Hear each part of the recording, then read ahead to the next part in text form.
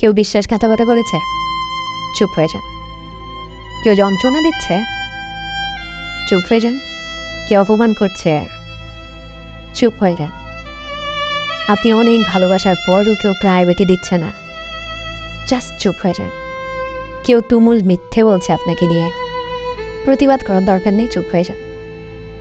চুপ হবেন ছায়ার মতো, কেউ ধরতে পারবে না, বাঁধতে পারবে না, আপনার মুখ থেকে কোনো কথা শুনতে পারবে না। কিন্তু জানেন, দিন শেষে বিজয়টা আপনার।